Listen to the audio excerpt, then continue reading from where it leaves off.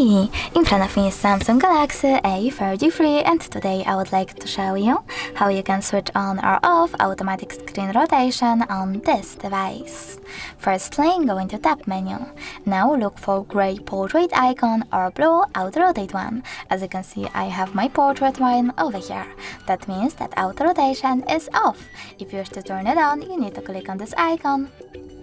And as you can see, now it says auto rotate, so auto rotation is on. In order to turn it off, click on the same icon. Thanks so much for watching. If you enjoyed this video, leave a like, comment and definitely subscribe. Bye!